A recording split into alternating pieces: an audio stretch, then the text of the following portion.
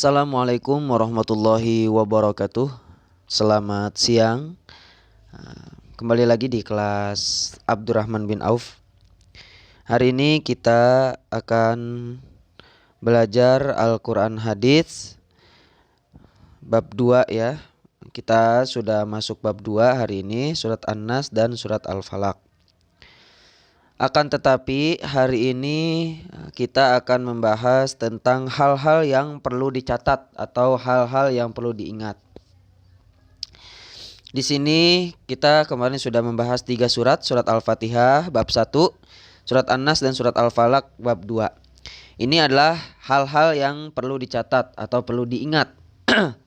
Yang pertama adalah surat Al-Fatihah. Ini hal-hal yang perlu diingat dari surat Al-Fatihah, yaitu surat Al-Fatihah terdiri atas 7 ayat. Ingat, surat Al-Fatihah 7 ayat ya. Al-Fatihah artinya pembukaan.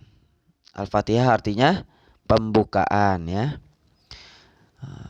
Surat Al-Fatihah diturunkan di Mekah. Ingat, diturunkan di Mekah. Berarti surat Al-Fatihah termasuk golongan surat Makkiyah ya. Ingat. Tolong diingat nih. Ini adalah poin-poin penting. Surat ini dinamakan Al-Fatihah. Surat ini dinamakan Al-Fatihah karena dengan surat inilah dimulainya susunan penulisan Al-Quran. Jadi surat paling pertama dalam Al-Quran itu adalah surat Al-Fatihah.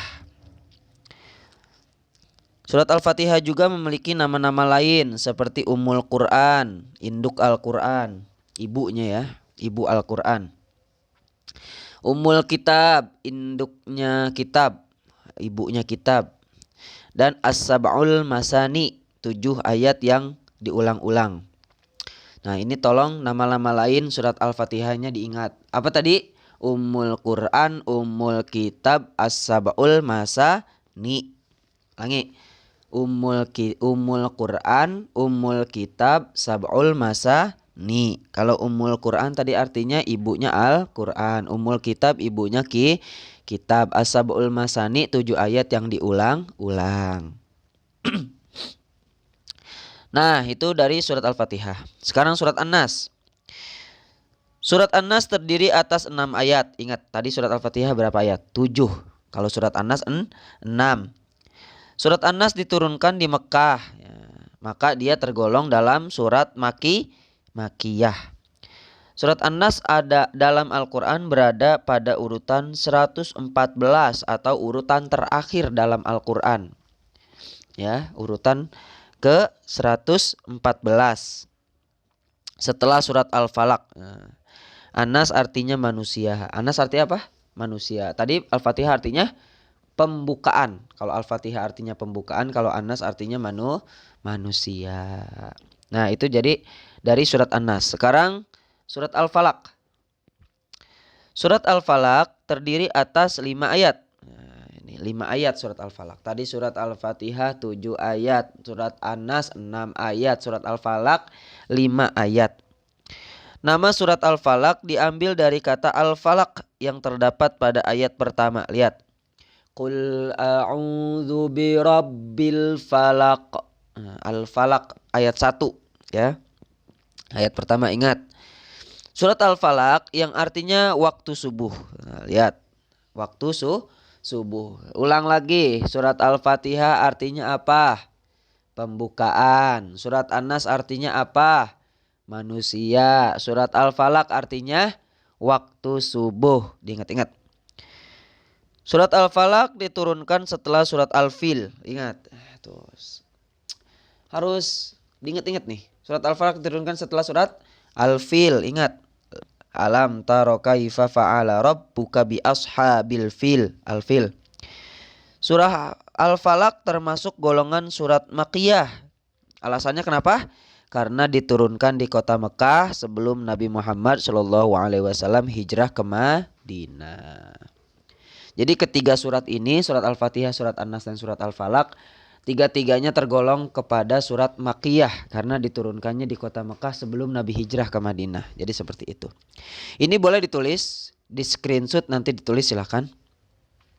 Nah, sekarang kita masuk ke isi kandungan surat Al-Falaq.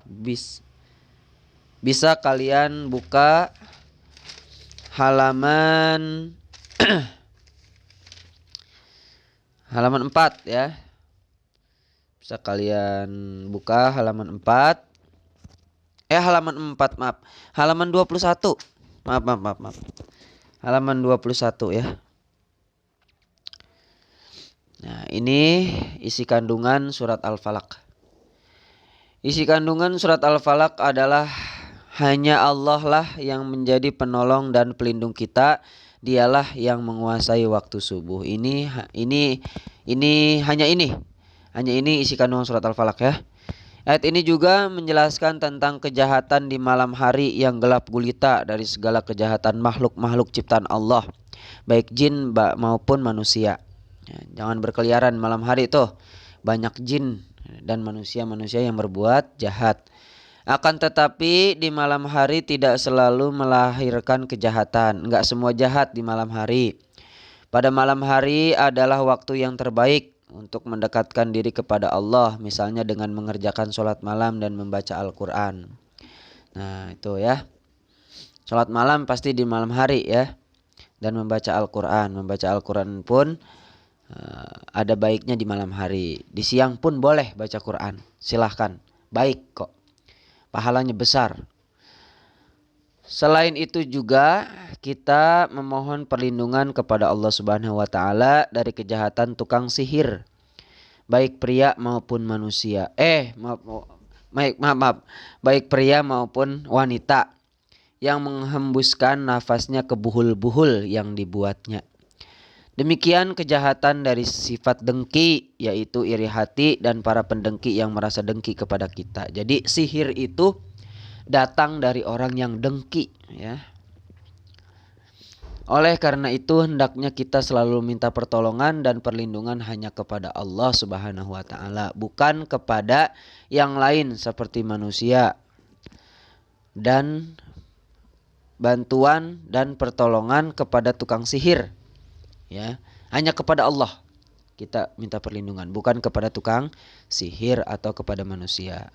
Karena hal tersebut sangat dilarang oleh Allah Subhanahu wa taala, juga merupakan perbuatan musyrik yang dosanya tidak akan diampuni oleh Allah Subhanahu wa taala. Ya, jangan sampai kita minta pertolongan sampai sama tukang sihir. Jangan, kita hanya diperbolehkan untuk meminta pertolongan kepada Allah Subhanahu wa taala.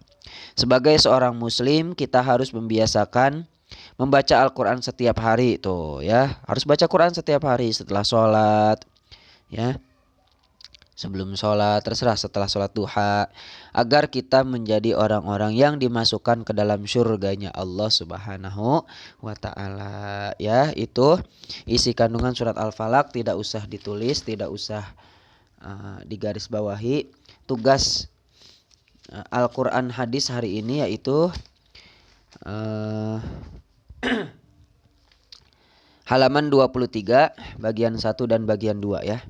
Halaman 23 bagian 1 dan bagian 2. Silahkan dikerjakan. Setelah ini ada pelajaran bahasa Arab. Terima kasih. Assalamualaikum warahmatullahi wabarakatuh.